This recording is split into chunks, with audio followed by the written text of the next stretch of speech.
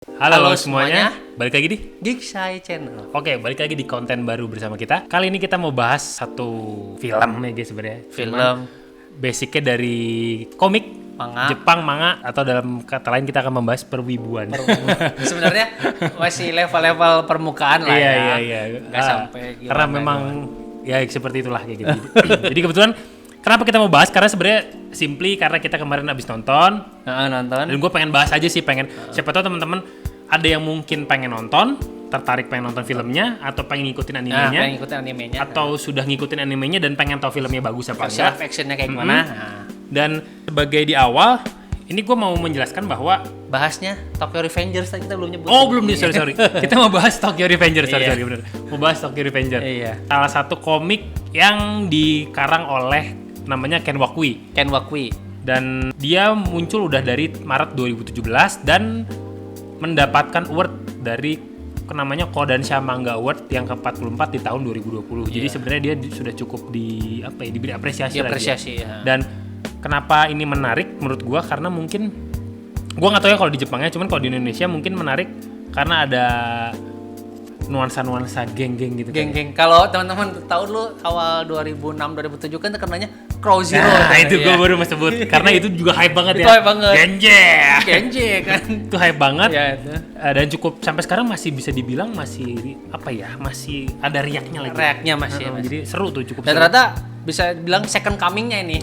Jadi gelombang keduanya tapi ini dari manga dan edan gitu. Nanti kan coba kita jelasin background ceritanya seperti Iya. apa. Jadi sebenarnya plot umumnya adalah kalau Crow Zero kan dia gangster antar sekolah. Iya. Nah, kalau ini adalah antar geng motor Jepang, atau mungkin kalau teman-teman tahu juga bisa disebut Bosozoku gitu. Ya. Jadi salah satu subculture yang muncul di tahun, saya lupa tahun berapa ya, mungkin 80-an mungkin. Tahun 80-an, nanti mungkin kalau dikoreksi di sini.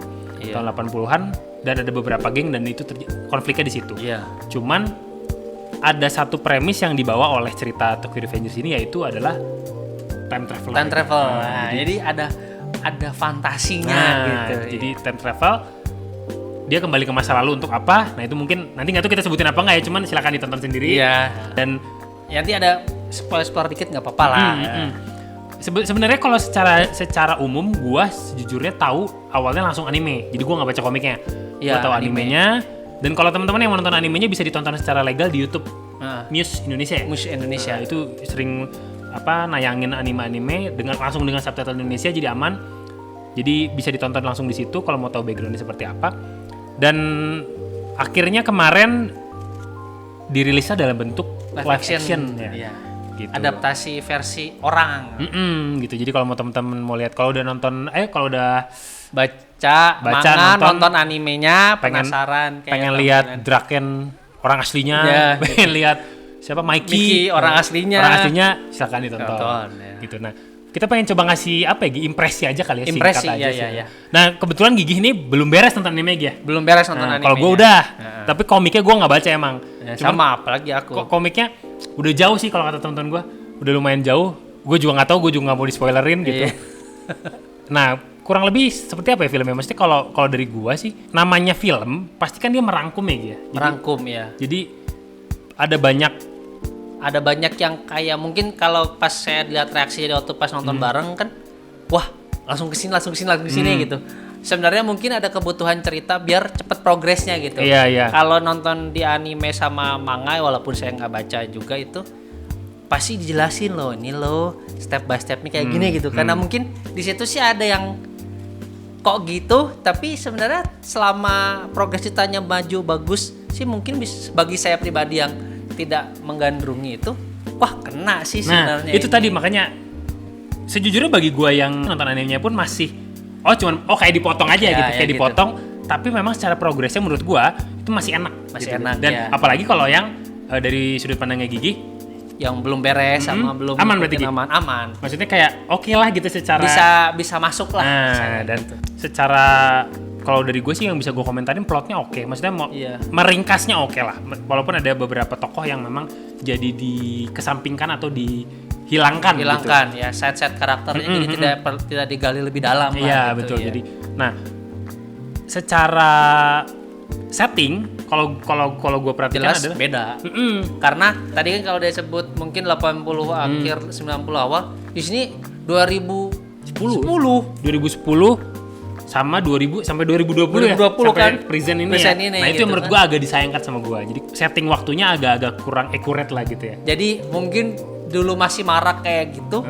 Kalau pas tahun 2010 sebenarnya mungkin udah punah ya Iya, sebenarnya. 2010 udah kalau lihat teman-teman tahu Boy Suzoku udah agak-agak jarang gitu. Udah Walaupun jarang. sampai sekarang sih masih ada, Masih cuman ada. jarang gitu. Udah jarang. Jadi di situ saya bilang ya itulah kadang autentiknya jadi agak berkurang dikit, tapi kalau bagi saya ya mungkin bisa aja ya di beberapa daerah terpencil di Tokyo masih bisa aja ada yang Iya masih sih, kayak gitu. kalau dipikir kayak gitu ya. Dipikir Bener, gitu. bener, Cuman bener, mungkin kalau dulu kita nonton animenya atau baca manga pas momennya tahun segitu, itu kan bener-bener satu Tokyo tuh emang kayak gitu kan ya, mungkin Bronx itu ya. Bronx itu kan mungkin anak sama sekarang gitu Iya, kan. iya, iya. Jadi di sini sih mungkin saya pribadi juga kayak tidak match gitu kan sama ini, tapi karena pendalamannya saya belum terlalu gimana ya masuk juga ke saya termaafkan. Iya, Gitu. bagi gue juga sih ya oke lah gitu masih gitu.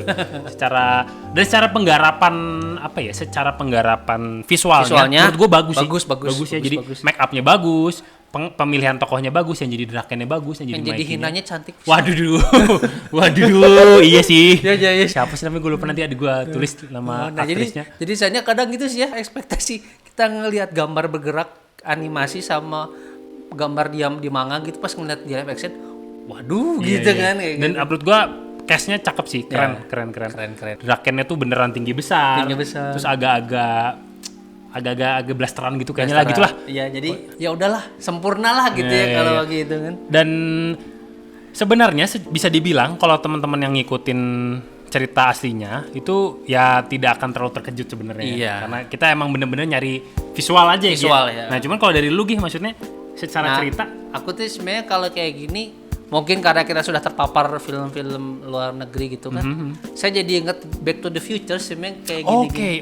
Iya kan. Oh gitu ya. Jadi misalnya dia mau mengubah nasibnya dia di masa depan gitu kan. Khususnya kalau di Back to the Future kan bapaknya jadi pecundang, anaknya yang bertindak.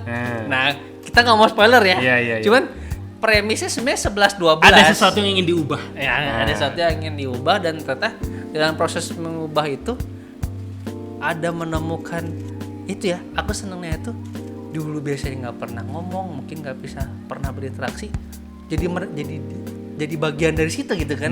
Kayak kamu mengubah pilihan kamu atau takdir kamu, satu sisi juga kamu mendapatkan teman baru, mendapatkan pengalaman baru, walaupun sebenarnya tujuan kamu mah mulia ya untuk sesuatu itu kan. Tapi di situ akhirnya dia mendapatkan pelajaran baru bahwa ternyata kehidupan dia Yosoku ini juga ternyata tidak segitu kejamnya gitu. Ternyata orang-orang di situ tuh masih manusiawi juga. Nah, dan punya idealisme yang cukup human lah gitu human, jadi bahwa ya itu nanti teman-teman bisa itu, dan berapanya mungkin bisa bikin agak tersayat-sayat itu juga ya. Karena memang secara cerita aslinya pun juga sedih. Maksudnya coba lu kalau nonton anime ntar agak-agak sedih sih, agak-agak sakit gitu. Jadi kayak itulah kadang di balik tampilan yang keras atau yang seperti batu itu ternyata lembut kayak gitu nih. Kok kira keras ternyata kertas. Zaman sekarang gitu. Jadi ya di situ sih ya akhirnya di luar ekspektasi saya kan tersampaikan ke saya. Kalau lu cukup tersampaikan dia. Tersampaikan sih. Jadi untuk makanya bisa dibilang salah satu live action yang cukup sukses, dan kalau nggak salah ini mah asal ngelihat berita bisa dibilang masih jadi box office-nya di Jepang juga. Dan di Jepangnya cukup berhasil ya. Karena menurut gua dan faktanya juga nggak semua live action berhasil lagi untuk khususnya anime gitu. Untuk anime karena ya itu tadi fansnya kan juga cukup kerat-kerat juga kan ya. Iya. Jadi nggak bisa sembarangan. Ternyata di sini well done lah, well made lah gitu. Jadi nggak asal keren asalnya, ternyata ada narasinya yang masih masuk gitu. Mungkin detailnya nggak gitu terlalu gimana, cuman karena untuk penonton casual sama yang hard readernya atau hard watchernya gitu kan. Iya. Ya mungkin sih kalau dari saya sih itu gitu. Mungkin karena dari yang gua amatin live action yang kayaknya yang baru-baru yang cukup berhasil itu paling Rurouni Kenshin ya. Ya, Rurouni Kenshin. Dan itu juga sebenarnya nih satu alasannya karena dua-duanya kerjasama dengan Warner Bros. Bener kan Warner iya, Bros. Iya akhirnya? Warner Bros. Iya kan? Ya.